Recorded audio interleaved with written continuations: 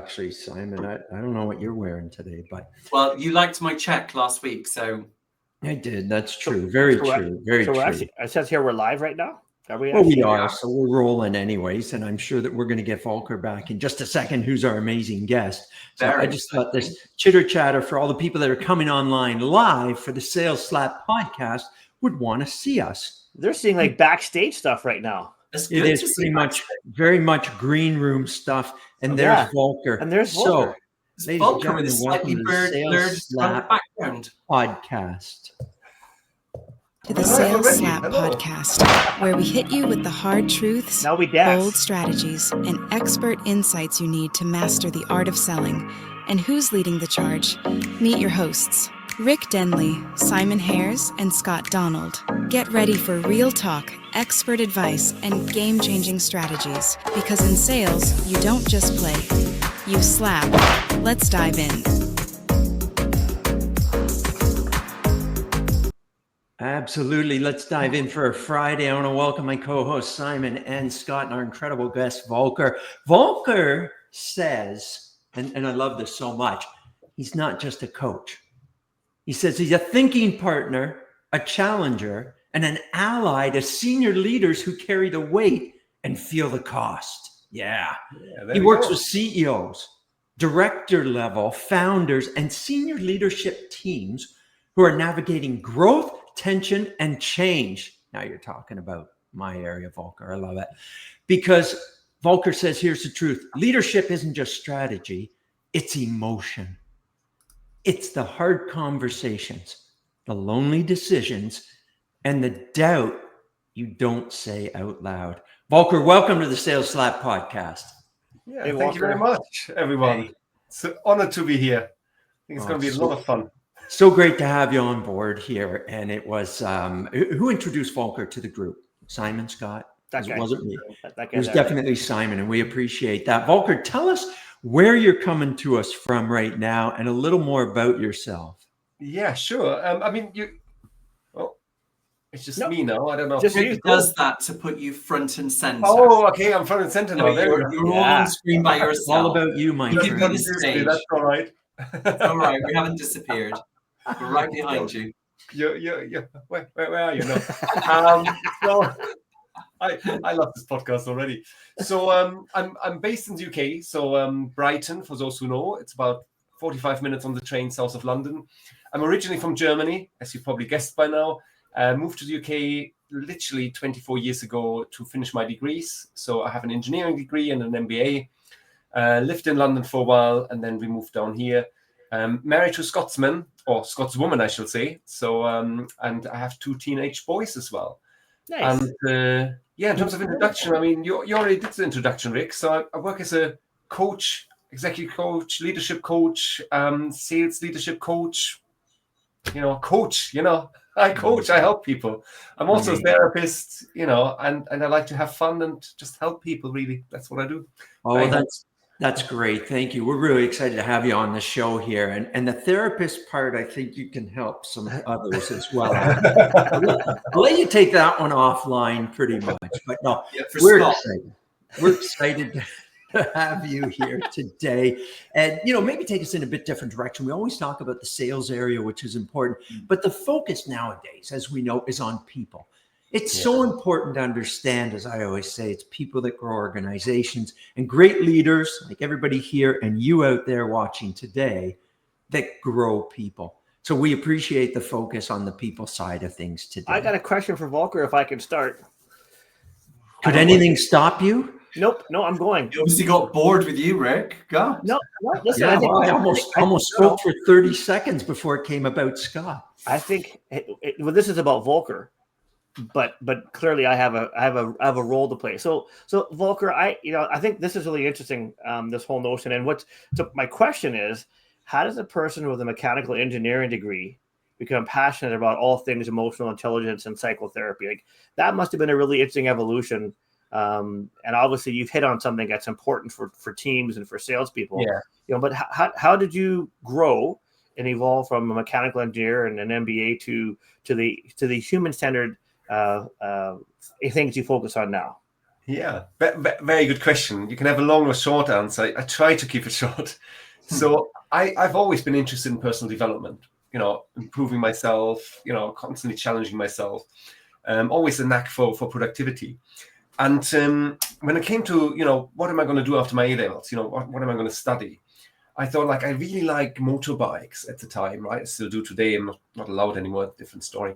I like motorbikes. I'm like, I want to know how they work, and I want to be a manager. I want to manage people. So I started a combined degree of that in Germany. And again, longer story. Ended up in the UK, finishing my engineering degree, which I started in Germany, and then did the MBA. So I kind of did the same degree I would have done in Germany. Yeah. But I never wanted, or I never did work as an engineer. So I once had an interview where naively I got the job offered, but I said, I want to be a manager. I don't want to be an engineer. They say, you have to be an engineer first to become a manager. And I'm like, no, I want a shortcut. I want a shortcut. Of course, I never got the shortcut, right? But I ended up in telemarketing. I ended up in sales. And then through sales, the interest in psychology and everything else just accelerated, right? Because that's what we do. We deal with people all day long. So that's how I ended up in sales and being so people-centric. So it was always my main interest, and I probably should have never studied engineering, but should have studied psychology or something. But I was good in maths, so I did engineering. Well, engineering is a great start. I mean, I'm a recovering engineer myself. And when we start talking about engineering and German, I have to go to my favorite here as well. So having worked for a German company for so many years and then driven the cars, it's definitely my favorite as well. So I thought for a moment you were wearing a MAGA hat and I was about to leave the podcast. I'm sorry, I'm out. You could stay in, Simon. It's all good. It's all good. It looks like it. Yeah. It does, doesn't it? But it's interesting for a small moment there. AMG. Mercedes, German. I'm trying to have a connection here, Simon. Understand what I'm trying to do? I thought you were trying to destroy it. I just. Well, so I have a story, if I may, try to bring this back on task, which isn't my back to you as usual. Go ahead. Yeah. Well, so what's interesting, Volker, is I remember years ago working with a gentleman in Texas who was an engineer, and he had recently been promoted into a role. And he shared with me that he had kind of mapped everything out, right? Like he knew all the processes and did all the things, and he had it all written down on paper. And he said to me, I overlooked or I forgot one thing, and it was people. And I just thought, that's such an interesting observation for somebody who came from a certain view of the world as an engineer. And I wonder how does that story resonate with you in the sense that you can have all the arrows and boxes and everything mapped out and processes, but it's the people that really can make it work or can take it offline, right? Absolutely. I mean, if you work like myself, I work with CTOs, for instance, right? And most of them are very technical. They're very, I'm not saying every CTO is a geek, right? But a lot of them are geeks, right? Let's just face it. But I understand where they're coming from because I can be very much a geek. I can be this engineer, right? I can be that person like, I love my gadgets and stuff. So there's still engineering in me, and I get processing, right? So in one of my consulting gigs this week, we spend a whole day going through processes, and I still love that, right? Because that's what engineering is. It's a process-driven thing. But to your point, right? We then need to look at the human side, and something I focus on a lot is authentic leadership, right? Being human in your leadership approach, right? And some people find that very difficult, particularly if you have a very strong technical background. But that's why I end up working a lot with senior engineers and SVPs of engineering, etc. Because they might be lacking a little bit more of the emotional intelligence. And, if I can get them more self-awareness and get them, connecting to their teams better, then everybody wins, right? I guess you have that credibility, right? As an engineer, you come with a certain credibility because they feel like that you see them and you understand them. There's a good connectivity there, and we're not slamming all engineers, but often we know that the social side and the social skills are not necessarily there. Volker, I want to play off this a little bit because it's a great line right now for leadership. And I run into it as well, being from a technical background all my career. When you talk about authentic leadership, What are some of the things, especially for some people and leaders that struggle with that a little bit? What would be an example or an action that they could take to become more authentic to the people that they're leading? Yeah, again, very good question. I mean, that's what salespeople always say, by the way, right? Very good question. So just to give me thinking time. I mean, was a good I would define authentic leadership as simple as being human, right? And one thing where it all starts is emotional intelligence. And where does emotional intelligence start? Self-awareness, right? So if you can develop self-awareness, understand yourself a lot better, and understand what it means for you. I mean, very simple example. A lot of senior leaders I work with, I ask them, have you ever done a value exercise? Do you know what you stand for? Who you are? And most go, no, not really. Don't really know what my values are, but I know a couple of things that are important. And that's always a good starting point. I've done that years and years ago. Most people have done that years and years ago. But start with that self-awareness. Understand yourself first, and then start understanding others better. Because if we look at salespeople again, right? If we make a bit of a comparison, salespeople are usually very self-aware, right? They're very empathetic, they're active listeners, right? But then they lack the technical understanding most of the time, right? So if they're going to explain something, they go like, oh, I'm not quite sure. No, salespeople always say, yes, we can do that, and then go talk to the engineers and figure out how they do that, right? Yeah, exactly. You throw it over the fence and go like, I don't deal with it. I got my commission, so you figure it out, right? I'm always very intrigued when you say as well, like that their role, they're active listening, because I often hear that a lot of salespeople are described as people that can't read and don't listen. And so it's a thing, that attention to emotional detail. And often we spend a lot of time with salespeople getting them to focus on the answers to the questions, to read properly the documentation they're sending. And then from a self-awareness point of view, building on the bit which is around the self-reflection piece and the self-analysis piece. Because often when we talk about emotional intelligence and you hear people talk about the 5 key things, the relationship skills, motivation, empathy, self-awareness, self-regulation. Yeah. But in order for those to engage, we need that self-reflection piece. What did I say? Why did I say that? Do I understand why somebody said that to me when they would say something different to somebody else? And once we actually understand that and we see those levels of self-awareness coming about, that's where we can see the most improvement, I believe. What do you think, Volker? Yeah, absolutely. And, when you start applying emotional intelligence as a leader, right, that's when you start, being more of an authentic leader, be a real leader, be a human-like leader. I think that's what we often forget, right? We're all humans. So things like transparency, or I did a masterclass yesterday on avoiding difficult conversations, right? By nature, no one wants to have a difficult conversation, right? I don't want to piss anybody off, right? But if we don't start having these conversations, right, we're not challenging each other, which means then we don't drive performance. We just kind of like huddle along and do what we've always done. Yeah. And that's not good, right? And ethical wise as well, right? From a human point of view, I just literally got off a coaching call with someone where it was an ethical issue. We have someone who doesn't perform, but the person also has a difficulty. And what we're doing, we give it to HR normally, don't we? Isn't that what managers do? Chuck it over to HR, because we don't want to have a difficult conversation. Exactly. All we want to do is just be nice to people. Exactly. We want to be nice to people, and we want to make some money and drive the performance and go. And we're forgetting there are humans on the other end. Yeah. And what I say to sales people as well, right? Don't forget the opposite you're selling to. They're only human as well, right? So, this myth of, you're selling to a C-level. Have you ever sold to a C-level, right? When you get asked that in an interview, and you go like, you know what? They're sitting on the toilet the same as I do, right? So exactly. There we go. It didn't take us too long to get there. All right. Exactly. That's the interesting point. I just want to build on that for a minute, because we are selling to people. And forget about the generations. We always want to speak about generations, whether they're boomers, the millennials and Gen Z and so on. We're selling to people, and we want to address people as people. 2/3 of decision makers by the end of 2025, which is in a few months, are going to be millennials and then moving into Gen Z.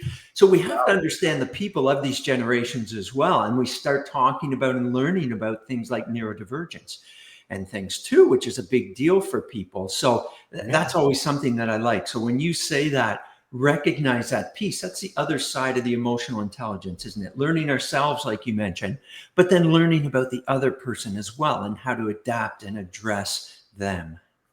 I love that stat. I hadn't heard that before. Yeah. That scares some people, but yeah, it scares me a bit as well, right? I mean, I'm getting older. I mean, we all had our glasses on 5 minutes ago before we went on. I'm just doing this for Simon. He's back. Yeah. What's interesting about this, and I haven't kept track, but Volker, you've said the word human about 8 or 9 times. Yeah.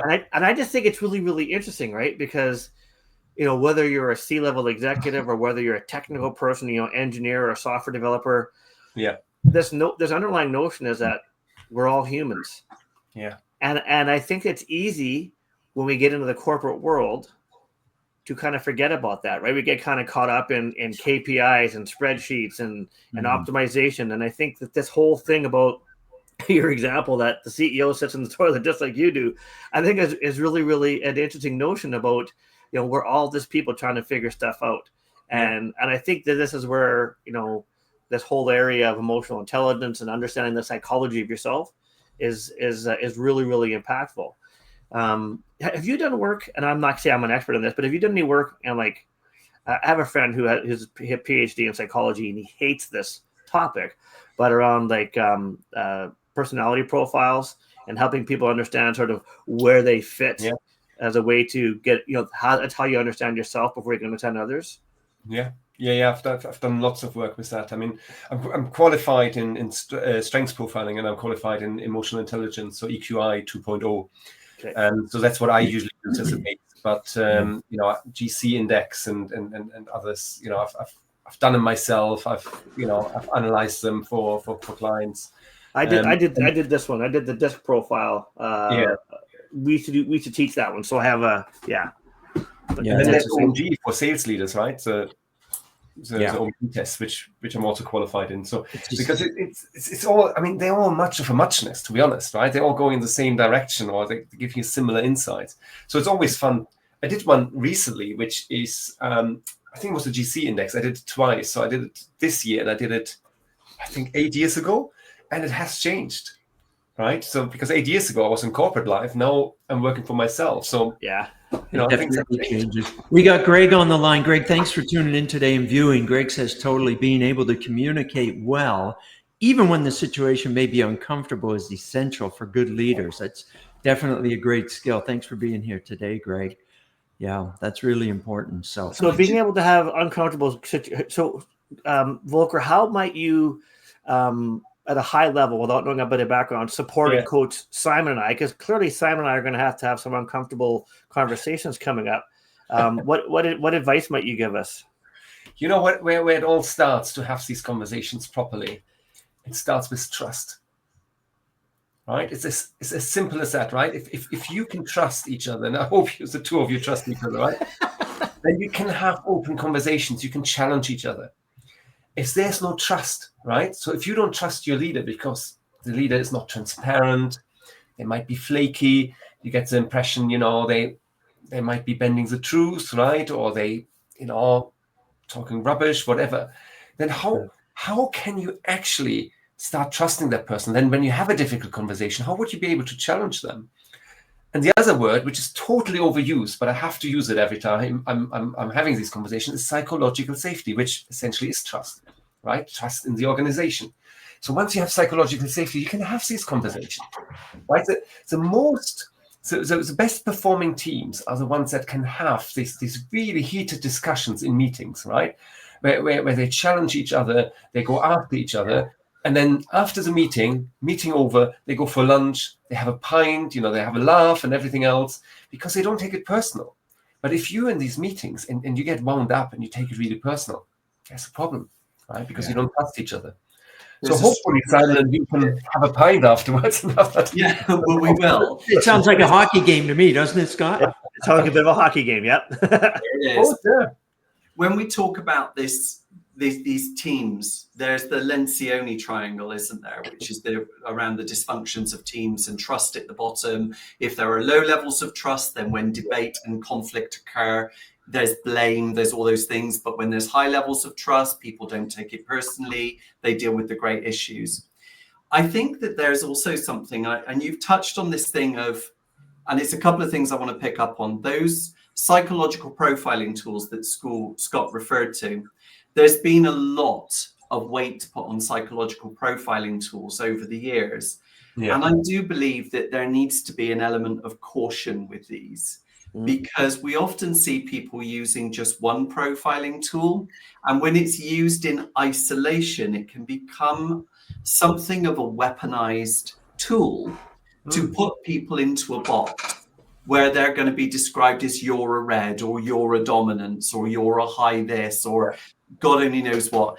And, you know, I've qualified in a number of these tools over the years, and I found that the real skill of using these is when you don't use them in isolation, when you start to combine them and look for parity between the results and then what you see in front of you with the human being you're talking to. Now, we talk about being human, but the reality is not everyone can be human, especially in the workplace, because of course we also have to fall under the umbrella of professional. And when we are professional, sometimes we are not human because we have to change ourselves. And what links being human and being professional is quite simply the word appropriate, because what's professional for a sales office in advertising compared to maybe a sales office within a funeral directors or within an accountancy firm is very different, because there are levels of appropriate. So it's very easy for us to say we must be human, and we can sit on our little chairs and go, we have to be human, we have to be human. But, you know, sometimes when people are told, no, you can't say that because that's discriminatory against that, or you can't say that type of thing, then there's that level of appropriateness that comes in that sits under professional. And when we're being professional, sometimes we can't be ourselves because it's not appropriate. So there's this whole thing, isn't there? There isn't, right? I'm agreeing with what you're saying. It sometimes can be difficult to be really authentic if you're in a leadership position, because sometimes you have information you cannot share. Right? There are things you cannot talk about, right? That doesn't mean you have to be funny about it. You don't have to be a DICK, basically, right? So it's how can you bring your human element to that leadership position, you know, without losing professionalism, I guess, right? That's the question. So it's still being authentic, right? You want to be authentic. You want to be able to come across as being authentic. But that doesn't mean you have to share everything, or you have to be right with everything, or you know everything. No. But leaders shouldn't hide behind professionalism. Go like, you know, give you an example. There was a leader I worked with who we literally had to push him to go and talk to the people on the shop floor. Right? Like, go and talk to them, right? And goes like, oh, but I'm the professional, I'm the leader. You know, this is my office. This is what I do. No, that doesn't mean, you know, what was in his brain and his laptop and his, you know, documents or whatever. He took that to the shop floor, but he took himself to the shop floor, right? Have these conversations with your teams, right? Share. I mean, you might have noticed when I came on, I shared about my wife, my kids. I haven't talked about the dog yet, but you know, this is part of me. Friends. You know, I can talk all day long what I do for work, right? But there's a human element, right? There's a family element. And you know, I want to go back just a second. If you go back 10, 15 years, professionalism was almost like, I go to work, I don't even talk about my family, right? I don't even take anything of my family. You know, don't speak to me about that, right? And nowadays, I think it has changed, right? Because we're more open. You know, and also since COVID, right? You can look directly into my living room. At least during COVID, you could now have an office, right? But it's like, you know, it's They're not mutually exclusive, though, right? I think I agree with what you and Simon are both saying, but I don't think being human and being professional are mutually exclusive. No. There's obviously there's a balance there, but as long as if you can allow people to see you as a human while still being appropriately professional, I think that's I think that's key. And you know what? I admit that even back years ago, I struggled with that myself. There was a time when I had a coach and came in and saw me professionally, which was great. Then saw me as well personally. And what they said to me was profound to me at the time, because I was always very professional, very staunch, very on point. And they said, holy crap, I didn't know you were that humorous and things. He said, you got to bring a little bit of that side of you in to your leadership role, because he said at the time of how much it would help me connect with other people and get rid of the hierarchy that's there. They said, they got to see this human aspect of you, which is actually really great. And it was tough for me because that was the vulnerability that we talk about. That's what I'm talking about. I didn't want to make myself vulnerable. Who does? At the time, now leaders are making it more and more appropriate, and almost giving permission to everybody to be a little bit vulnerable, to show a little bit, because as we learn, it's very important for us to realize that kindness isn't weakness. Yes, exactly. And that was a tough one for me, to be kind. And these guys know now, and have brought it out in me as well, which is great. Be yourself, be authentic to a level, and you're not going to give up any of your professionalism, and you're not going to give up any of your bravado or anything. I'm not sure of the right words here, but being authentic like that, removing that mask, is really going to help you connect on all different levels. And I think that's where we're at. Simon. I think there's, I remember when I led a sales team many years ago, and I took this guy on who was very different to what we normally would have taken on. He had something that I thought was quite good, but he had a manner about him that brushed people the wrong way. He was quite abrupt. He was quite rude, but he was great with customers. And I had to have a performance conversation with him around the number of calls he was making, the fact that he wasn't following up, yada, yada. Now, it was my first management role. And of course, when you're a first manager, that transition from mate to manager is difficult. You don't want to upset anyone. You still try and be their friends. I was very young. And I took him into a room and sat him down and went through some stuff. And you know what? I went around the houses like I was on a little journey all of my own. I really was. And I couldn't get to the point. I just couldn't of what I wanted to say. And you know what? The guy looked at me and he said, "Can I stop you, Simon?" He said, "'Cause it sounds like you're trying to tell me something." I said, "Yeah, I am." He said, "Do you know what? Just spit it out. Just tell me what it is." And do you know what? Excuse my French when I say this. But he said, "Do you know what? I'd have more respect for you, Simon, if you just told me to fuck off rather than dillying around the houses." And in that moment, in that one moment, it made me realize that actually, when it comes to having difficult conversations, being direct with people and being candorous, that doesn't mean being cruel, that doesn't mean being unpleasant. Talking with candor can actually build a massive amount of relationship power with you. And it was a massive moment for me within leadership, because it made me realize actually sometimes you've just got to have difficult conversations. And since then, I've just done it. Yeah, throw out the shit sandwich. It doesn't work anyway. So, no, it isn't. Getting back to our guest on this question, for you, I want to throw this at you for a little bit here. I want to pull this up for a minute here. Volker, is that your book?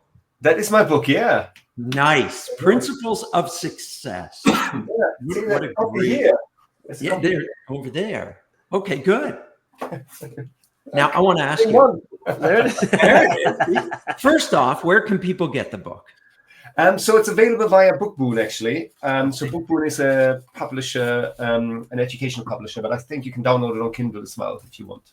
Okay, wonderful. Give us one or two things from the book. I mean, principles on success. We're all trying to be successful, whatever we frame that up as. And I think you as a coach know that's one of the first things we ask people. What does success mean to you? Exactly.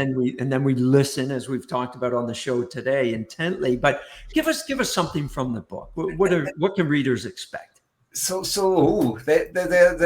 lots in there, because I did a podcast on success. So I interviewed close to 100 people actually on what does success mean to you. That was my question. Nice. And it was really interesting, because I was almost expecting people to say, oh, money means success. Yeah. But everyone avoided that. Not one person admitted, because I'm sure someone like, oh yeah, actually it's money, but money is success. No one ever said that's success. Well, I want to stop you there. Wait, I have to stop you. Yeah. And this is where Simon says I'm controlling, but maybe controversy. I want to know what your definition of success is for you. Just briefly, what is success to Volker? Oh, good question. I didn't prepare this question now, so I have to come up with something. No, you don't. You know it. What's success to Volker? No, I know what it is. So success for me means basically happiness. And if I call it work or life balance, right? So doing what you love and earning enough money with it, as simple as that, and living a good life, that's for me success, which could be, to the point I made earlier, it could be, oh yeah, I want to have lots of money so I don't have to work anymore. For me, it means really doing what I'm doing now. I love coaching. I love helping people. Doing that, balancing it with obviously my family and other commitments, and doing that for a living. What else do you want, right? You have a fun life, right? I think that's amazing. So, okay, give us one principle for success out of your book. To be honest, let me pick on one that the first person I interviewed actually on the podcast said that, so he said serendipity is a principle of success, right? It's actually luck. You can have the best education in the world. You can have whatever company you join.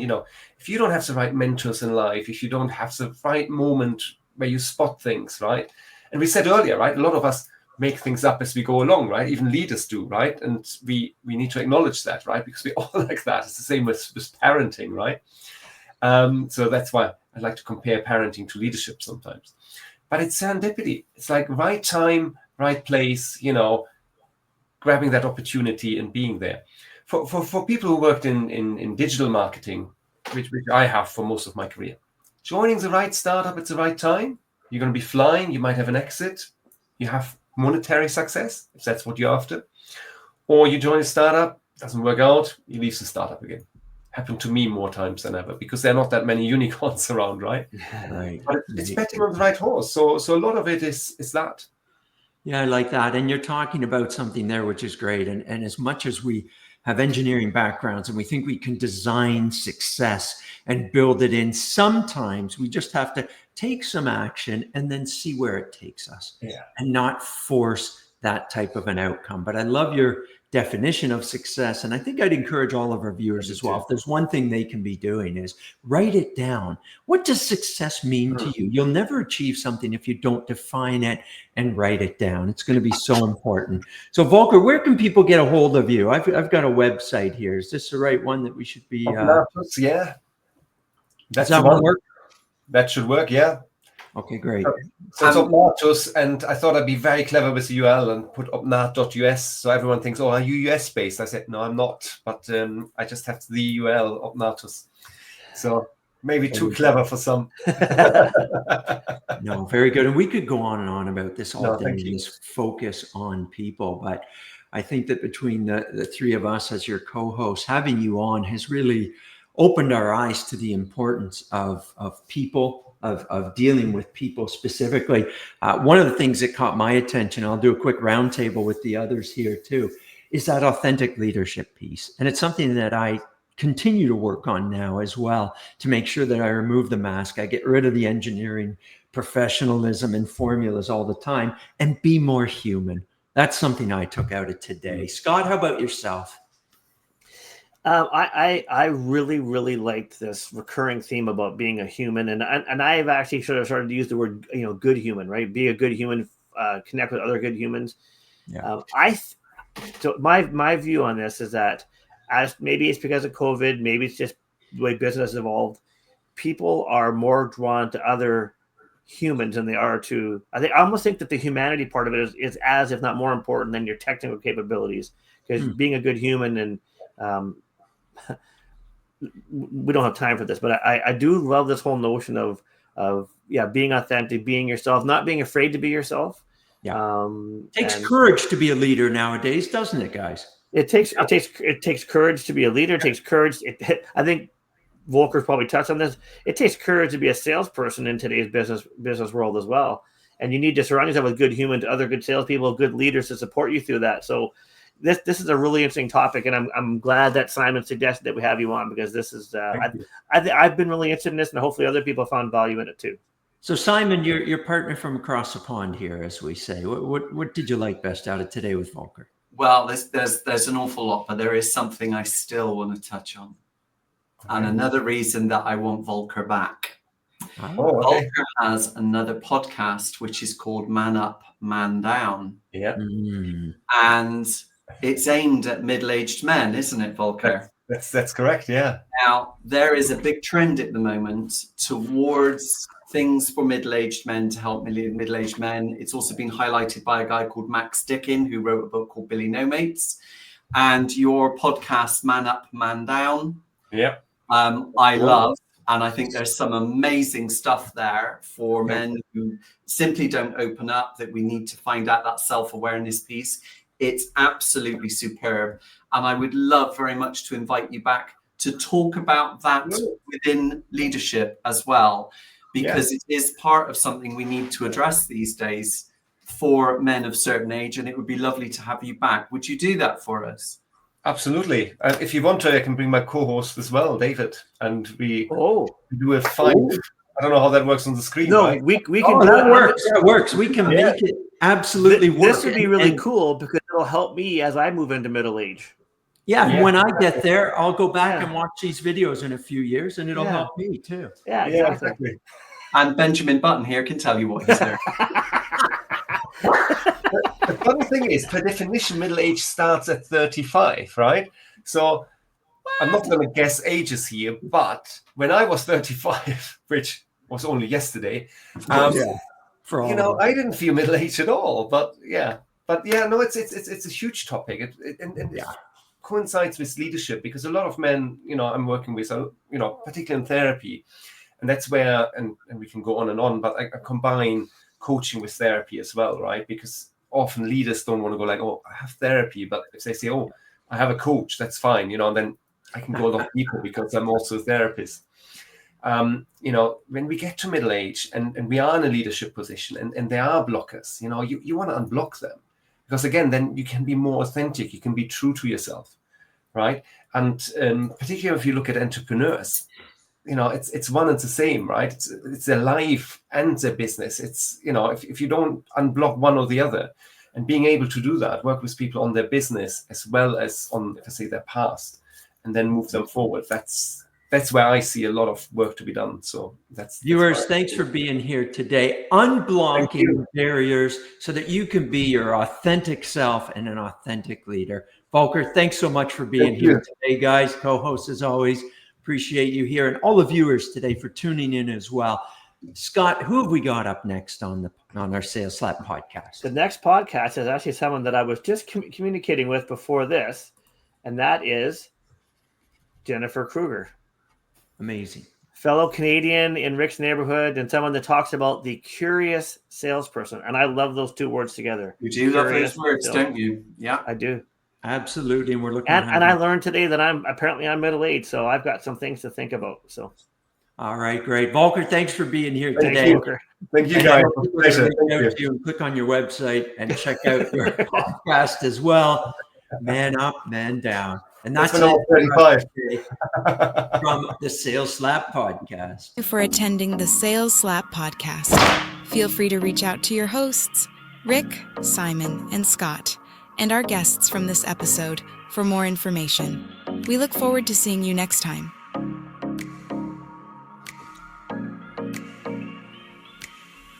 Thanks, everyone. Take care. Yeah.